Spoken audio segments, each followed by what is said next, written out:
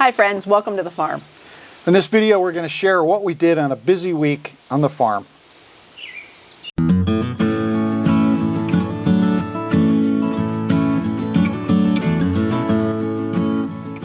On a lot of homestead videos and even a lot of our videos, we tend to focus on one project, one thing that is going on, but I think it kind of misleads you. It doesn't really give you a sense of what it's like to live on a farm or a homestead. Our days aren't like that, are they? No, you have to be ready every day for something different. Different things that need done or different things that just pop up out of nowhere. I mean, we have a framework for the day that we expect certain things to happen in times, and then we have, special things that we need to do depending on the season. Like when you first get up in the morning, what's your morning? I have my routine in the morning. I take care of Ruby, get her breakfast, and take her out to go potty. And then I do the chickens. I let them out and give them a special breakfast in the morning. And then in the summertime, I head out to the tunnel because I have to open the tunnel and turn on the irrigation. Yep. And then when I get up, I head out to the cows in the barn, and I feed them, make sure they have water and everything's working fine. And then we kind of split duties for preparing breakfast. So oftentimes she'll ask me, is the chef on duty today? I love his scrambled eggs. He makes the best scrambled eggs. Yeah. So. And then she has a terrific egg casserole that she makes. And I've done videos about that, but it's so handy in the morning. All you need is a plate. That's the only dirty dish you have then, a plate. Microwave the egg casserole, eat breakfast, maybe an English muffin on the side. There you go, one plate. But some days, it doesn't even get through breakfast before changes happen, does it? No. So earlier this week, we had a glitch. I went out, opened the tunnel, turned on the hydrant to irrigate, no water. So, of course, I give Donnie a call. We have a problem. What do I do? You call the complaint department. Yeah. And he took care of it. Yeah. What'd you do? Well, first I just made sure that we had power and then flip a breaker. And then we had to go down into the well pit. Which is a place I'm never going to go. One of us has to go down into the well pit. There's a lot of spiders. Yeah. So I cleared out the entrance, went down in and looked. And I saw that there was a fault on the screen, the computer screen. So I reset it and then hit the manual start and it got going. And we had water. And the day then went smoothly. But when you start off the day like that, it's like, oh no, I mean, we need water. It's been 90 degrees during the day. A lot of the stuff is baby plants. They don't have very deep roots, so they need the water. So fortunately, we have two wells. And worse come to worse, because there's a backflow valve in their preventer, I could hook up the outside hydrant from the one well from system, our house well, which is at the barn, and it's from the house well, run a hose over and backfeed into one of the hydrants, and then you could run your irrigation. So I had to decide if I was going to drag out 200 or 300 feet of hose to connect the two systems. Luckily, it was a fairly easy fix. Yeah. They don't always go easy, though. No, they don't.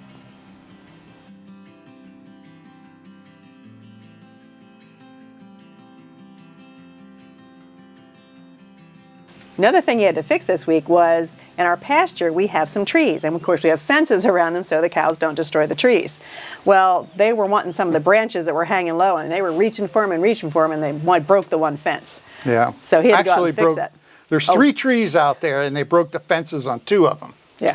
Yeah. And if branches weren't hanging down so low, they wouldn't have tried to do it. So he went out to trim the branches up and fix the fences. And you had helpers, didn't you? Yeah. But before I even did that, I had to go to the sawmill in the forest to buy new oak planks, 1x6s. Yeah. So we were ready when we went out there. And cows are very curious. So extremely. So I drove the buggy out there with the boards and all my saws and equipment. And of course, they're right on the spot, right in nose, like, what you doing? What you doing? Can I help you? And they liked it when I started trimming some of the branches out. Because then they wanted to eat the branches. Yeah, they like the leaves on the branches. So I don't know what. Maple leaves must taste pretty good. I never tasted them. Yeah. But he's got the fence all fixed, trees are trimmed up, so we should be okay for a while. The cows won't be as curious. They might have noticed if they looked closely that the number of cows changed. Yeah, we now have 5. We had 3 before, and this week we got 2 more little ones. Yeah. For next year's beef. Yeah, they're all steers. Sometimes we call them cows, but they're steers. Yeah. We call them cows. Our grandkids, that's the cows, especially our little 1.5-year-old. She loves the cows. She's moo, moo, and she always wants pop-up. Feed cows, feed cows. I have a bale of straw right in front of the feeding trough, and she climbs up on it and looks over and makes the noise. I mean, she's a foot away from the cow, and she's going moo, moo, and they're sitting there eating away, but she just loves it. Yeah, that's a delight.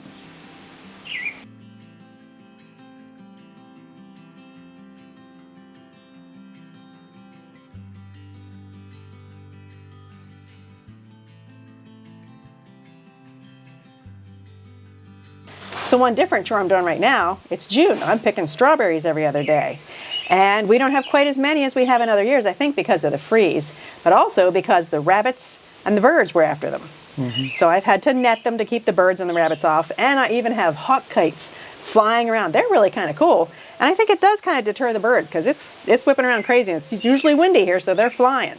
So that took care of that. But now as far as the freeze goes, we had other serious damage. Yeah, and we've had a couple of viewers, when we showed you what happened in our orchard, you wrote to us and said, you might want to check on that.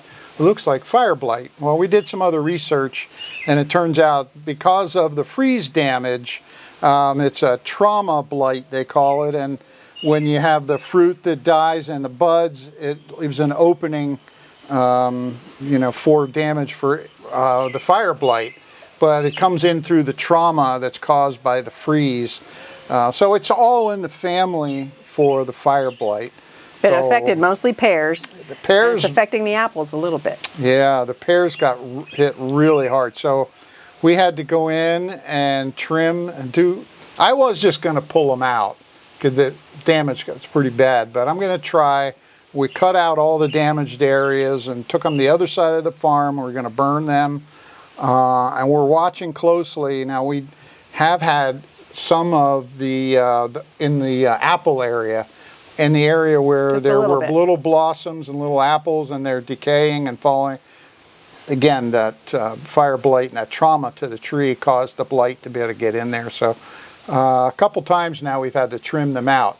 Now supposedly when it gets hotter and drier in the summer, the fire blight has less of a grip. But hopefully. But that frost, it was a double whammy to us. It went down to like 23 and it was freezing for 8 hours overnight. Yeah, so not only did we lose the fruit, but it damaged the trees. Now, some of that is, if I was more diligent, I did spray some of the trees that get leaf curl, primarily the peaches, nectarines. Apricots?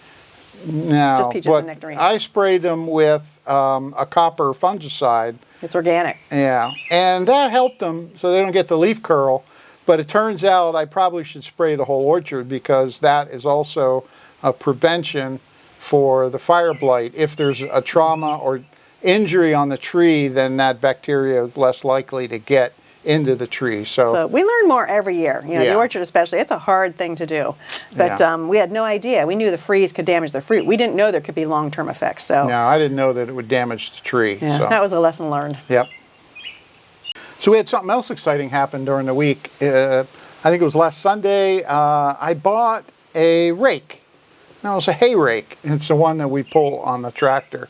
Now the video that we did last year, we made hay and we didn't have a rake. We want to see what would happen if we didn't use the rake. Yeah. Just did it with a tedder a couple times. Yeah, and you need a rake for good reason. But so I looked all winter for the rake that I wanted. I got good advice around what to look for. And I got a good New Holland rake. Some of you may remember that Brenda and I made hay last year, and we tried to do it without a hay rake. You know, being a homestead, I was trying to get by without having all the equipment, and I heard from some of you like, Don, I can't believe you did it. No, don't do that.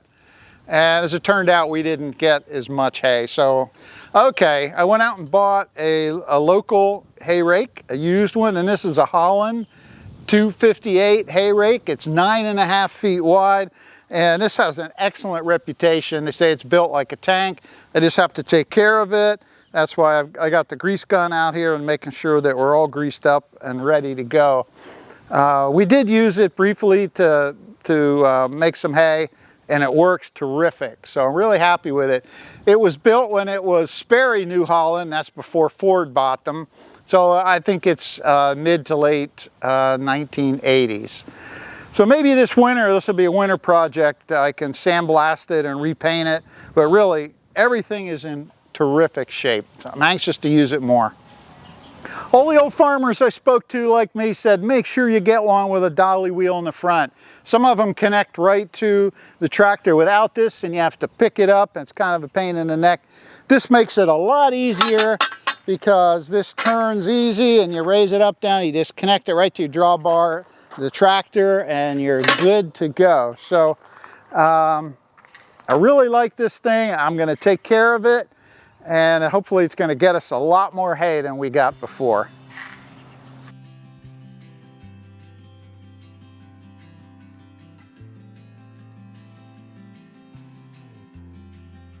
We also worked hard in the market garden, didn't we? Yeah, we did. It was time to plant sweet potatoes and also plant. Yep, planted pumpkins. So we used the tractor and we cut a trough through, and we manually put the pumpkin seeds in and then just raked them over. And hopefully we'll get a good crop this year. And there's some maintenance things. Every year I have flowers that just fall over, and especially snapdragons, they fall over and then they grow funny. So came up with a plan how to fence them in with some string and stuff, and hopefully they'll stay standing upright this year.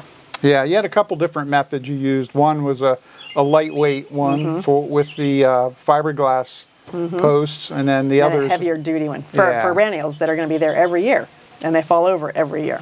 Yeah. So hopefully it works. Days, what you up to? I am trying to stake up my flowers this year so they don't fall over. Zinnias and snapdragons, they just get heavy and they fall over. And snapdragons, if they fall over, the flower then grows up from where it hits the ground. So you have a really weird bent stem you can't use. So I use these, what are they actually called? They're to mark our driveway in the snow so he can plow and not go off the driveway. So they're great to use in the winter for the snow, but in the summer, they're wonderful for in the garden for certain things. So I'm just going to stick these in, I tie string around them, and I will hold the flowers up as they grow. And this row I'm trying to decide, I guess I might as well hold the calendula up. I don't use them as dried, flowers to sell at the farm stand. I just use them for medicinal things.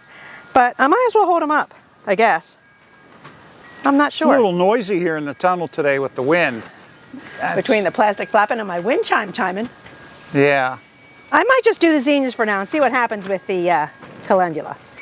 And then I have snapdragons down later, but I'm not going to do them yet. They're still tiny. I want to make sure they're actually going to grow and need held up. They probably will. But I just stick the sticks in and then tie strings around it. These are so much easier than if you have wood.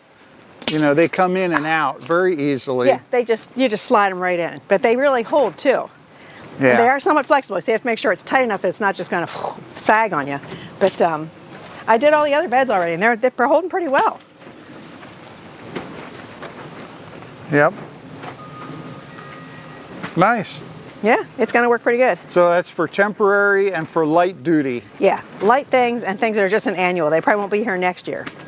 So they're easy to move, and then at the end of summer I'll pull these out and they'll be ready for Donnie to use for plowing snow. Yeah. So now we're going to go over, we have to finish some permanent setups. I have a row of heavier perennials duty. I want to hold up all the time. Yeah. So probably a little heavier than this. So I'm a little surprised that the string is enough to keep them held up. It does it good enough. Because like I say, this is lightweight. They're not real heavy flowers, just to keep them from falling out into the row. And I tie it on, and then I can move it up and down as the flowers grow, or if they start falling over a certain place, I'll raise it up. And I'll probably have at least 2 strings for zinnias, because they get pretty tall, maybe even a 3rd string. So that way I can add it as I need it. But I just tie it off pretty tight. So you're going to add other layers, but you can also slide that one up and down. Yeah, I'll probably put this one clear on the bottom, put another one on, and I can move those and then put a 3rd one on if I need it. Or a 4th if you really need it. They look really light duty, like they might not work, but you know that they work, huh? Well, we're going to see. Okay. Well, this isn't the first year you've done this. But I need clippers to clip this off. Oh, here they are. I knew I left them somewhere in here. If you come to our farm ever, these are everywhere. I leave them laying all over the place. Anybody that works here, volunteers here, finds them. So I'll just tie this one off and then I'll push it down where I want it. Well, hey, I have some good news for folks. If they remember back when we did the video about your tunnel, I put that tool rack up and I said, well, it's probably the only time ever that you'll see all the tools in the tool rack. Oh, they're still there. Well, and here they go. Here's a picture of them. Yeah, and I've used some of them. They're still there. I put them back. I was a good girl. So that's our very first step in being more organized, huh? Yes, well, trying to be more organized. So I can put this down to get the bottom part of the zinnia. I'll put another one on to catch the top higher parts. But it's pretty, I mean, it's pretty tight. It's not like loose. Now those zinnias, will they get multiple stems? Yes, yes. As I cut one off, another 2 or 3 come up. All right, because later in the year I noticed they look thicker. Oh yeah, they get full. But the part is, they get this tall and then they just fall right over into the aisle. Okay. So this should prevent that. No more zinnia collapse. No. And it makes them, keeps the aisles clean for one thing, but it makes them more sellable because they're not all bent up in weird shaped stems. Yeah. Nice straight stems, that's what you want. So now you got 2 layers already done. Yep. Huh? And I can raise them and lower them as I need to. And I just have to make sure I catch when they're growing up that I actually do make sure they're inside the string. That would be crucial. But there, those zinnias are ready to go. For now. So where did you get these? They were pretty cheap, aren't they? What's these, fiberglass I got them on posts. Amazon. I forget. I'll look them up and let you know the link and how much they were. But like I say, we use them all summer and then all winter. So they're used year round. Okay. And they work wonderfully. So this is a whole row of yarrow, all different colors, and they constantly just fall over, and then they don't look good in cut bouquets, plus they're just a mess all over the place. So we're going to put up a heavier duty thing here, and then I actually have to dig some out. They spread. What heavy duty thing? What heavier thing? duty flower holder lines. Donnie's going to do big T-posts and wire. So this is permanent. They're perennial. They'll come back every year. They're going to flop over every year, so we'll put this in pretty much permanently. So retention wires. Okay, that's a good word. Yeah. Flower holders. But I have to dig some out, like they've spread out into the path. So after we put the wires up, I'll have to dig out the part that's outside, and then I have to move that yarrow somewhere. Figure out what to do with some extra yarrow. But it's so pretty. There's so many different colors. I love yarrow.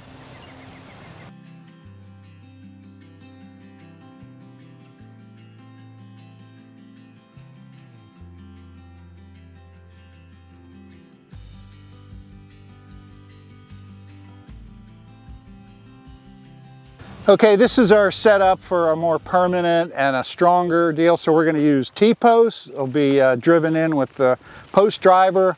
And I was recommending, I have some leftover high tensile wire that we used for the pastures, but Brenda says, this first year she wants to just use some baling twine to see how it works out. But once we put the heavy wire on, I mean, that'll last for, years and years. So. But anyway, it makes a pretty good setup, and if you're driving T-posts, this is the second best thing that you can have to drive T-posts. Well, maybe the third. Maybe the second best one is have somebody else drive them, and the best way is like Honda and some of them, they make the power drivers. So maybe, we're still too young to get them, but oh, yeah. Maybe another year we'll be ready for This them. is a Dawn-powered driver. Yeah.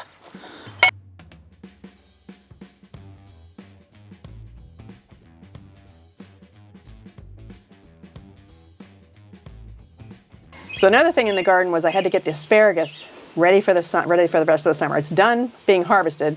The freeze kind of hit that too. We didn't get nearly what we usually did. No, you probably only had half, didn't you? And it's done now, so I want to pull all the weeds, start fresh, put some compost on the bed, and then refresh the pathway, some new wood chips. And we have plenty of wood chips now. Yeah, we had 3 loads this last week. We have 2 different contractors that when they're working in the area, they take down a tree, they run it through their shredder, and they drop off.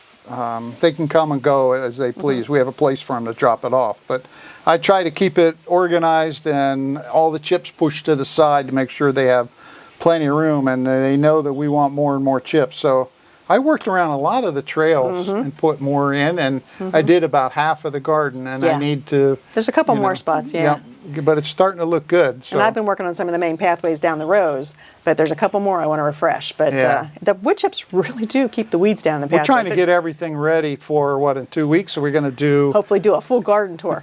Hopefully it'll be looking good and not too many weeds. There'll it's still be looking weeds. good already. The flowers are coming out. The flowers are just starting to bloom. Yeah. So hopefully in 2 weeks it'll be really pretty. I will see.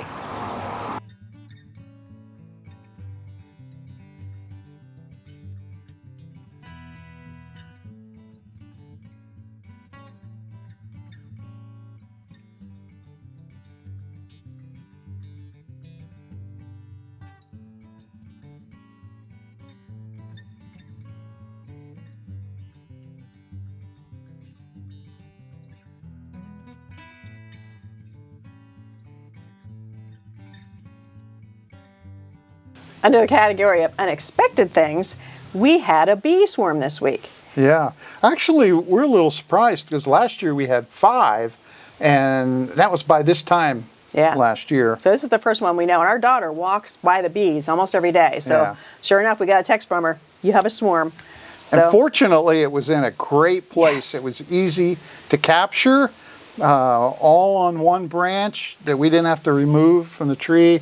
So we got all our gear in place, put a sheet down, and put 2 deep boxes there. Yep. And we were able to shake it. I hold the bucket or the big bin. They go in the bin. We put them in the thing, put the lid on. And then we watch. Yeah, and hope if they stay in, we know we got the queen. If they leave, we know she's still in the tree somewhere. It doesn't take long because the worker bees can tell. If the queen is inside, they go out on the porch, turn around, stick their butts out, and they start their wings. They fan like crazy to spread the hormones or pheromones, I guess. Yes. To let everybody know the queen's in here, guys. Yeah. So invariably, there's some other bees flying around, or there's still some on a branch that you can't get. Plus, there are other bees that were out scouting, looking for a potential permanent home. place, yeah. You know, so when they come back, they're like, "Hey, where'd everybody go?"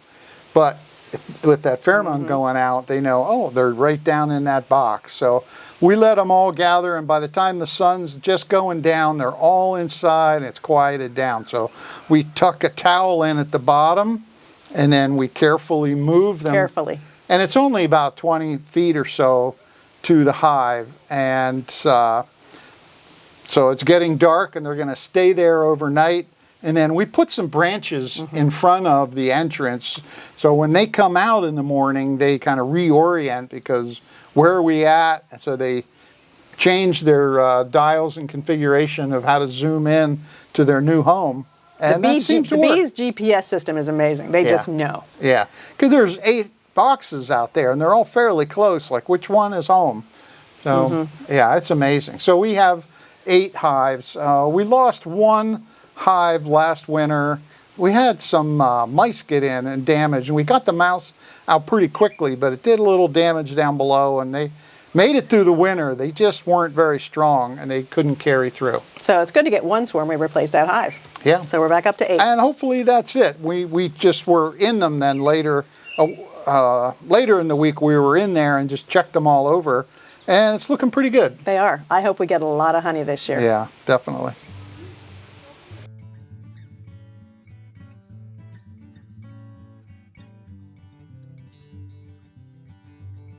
So in addition to farm chore, we had family activities, didn't we? Yeah, we always have some babysitting throughout the weeks, various kids here and there, but this week was really special. Our oldest granddaughter graduated from high school. Yep. That's amazing, and she'll be going off to college in August. Yeah. So that was a pretty special day. Yep. Congratulations, Chloe. Yeah, big time. So last night we had a fun time. Friends of ours came over for dinner, and they brought loads and loads of canning jars. For canning, for a person who cans, it doesn't get much more exciting than that. Yeah. So you found a whole bunch of very old ones and names that you never heard of before. Yeah. I mean, we might actually do a video about it because we started researching them, and they're very interesting. I mean, yeah, they were names I'd never heard of related to canning There jars. were at least, what, 8 or 9 different brands? Yes, yes. Yeah. And it was like 4 or 5 I never even heard of before. But I'm just so excited. I'm in the process of putting them all through the dishwasher, putting them down there, and getting ready to can and put lots of stuff in them. Yeah. But that was a fun night. Yeah. Well, I enjoyed watching you on the floor, pulling them out, looking at, oh, look at this one, look at that. Yeah, that's fun for a canner. Yeah. Hey, what are you discovering? A treasure. Friends of ours brought over these huge containers filled with canning jars last night. And if you're a canner, this is like a kid in a candy store, okay? But some of these are old. I mean, there are the Kerr, which I've heard of before. There's Ball, I've heard of before. Kerr, like a square jar. Atlas, completely round. Atlas is an older one, I think. But then there's some I've never heard of. Long Life, I never heard of that. And what was this one? Maggio, it looks like M-A-G-I-O. So I don't know. Here's some canning jars I've never heard of. And then there's a few, they look like a canning jar. They're heavy duty, but there's no name on them. So canners out there, would you use them for canning? Okay, so how do you tell the difference between a canning jar and just like a peanut butter jar or Well, some other I jar. can tell there are some jars in there that are probably like mayonnaise jars. Yeah. You can. They're not as heavy. Canning jars are heavy duty, and that feels like a canning jar. It doesn't feel like a mayonnaise jar. So I don't But know. is the lid a standard size that? A lot of those, yeah. Okay, so the one that's not a canning jar, like mayo or something, it wouldn't go on there? I don't know. Some people do use them to can, but if they're not as strong, I think sometimes they might break in the pot, especially if you don't pressure canning. They just say, the experts say, to use heavy duty, the canning jars. So far I've unpacked a lot of jelly jars, which is wonderful because I make a lot of jam. And now I've got some regular mouth pints and wide mouth pints, which I love wide mouth pints. They're so handy, especially like canning peaches and stuff. Of course, we're gonna have to buy peaches this year since ours got hit by the freeze. But I do hope to can some peaches, find them somewhere and can them. But some of the old ones are just so cool looking. The curs, they're like square. You know, they're neat. It's fun looking at the old stuff. But they're wonderful canning jars. I can can my little heart out now. So if they're not canning jars, though, you can still use them for like freeze-dry foods and things? Freeze-dried, and some of them, and if I ever find a canning jar that has like a little nick on the top and I don't think it'll seal, it's wonderful for a flower vase. I sell, cut flowers at the farm stand. I can just have them arranged in a canning jar and then they get to take it with them. Yeah. So they get used in some way, shape, or form. Oh, and I even had a couple little, what are they called? Not half pint, but half pint. Just 1 cup things. That's kind of nice. So, yeah, it's like a kid in a candy store. You know what I haven't seen? These drums. They're like the cardboard kind of drums, and they have reinforced, steel rim on them. But I remember those years and years ago. Yeah, they're old. Yeah. So some of the jars are pretty old, and the containers are old. But I've got 1 container done, 1 big box, another box, and a smaller box to go through too. All right, more fun to come. A lot more. So after dinner last night, we had a wonderful dessert. I made rhubarb posset. We did that a couple videos ago, and we are in love with You rhubarb made a little posset. extra too, didn't you? Yeah, I made sure I made extra so we could have it tonight too. So we're going to enjoy some rhubarb posset, chill out a little bit, and then we still have a couple nightly chores to do that we do every night. Yeah. Closing the tunnel, closing the garden, and when it gets dark, closing in the chickens. Maybe last night was a beautiful evening when the sun going down. Maybe we can sit out there and have a little fire in our pavilion. Yeah. So thanks for joining us as we shared with you what this last week was like, and we will see you in our next video. Bye-bye. Bye-bye.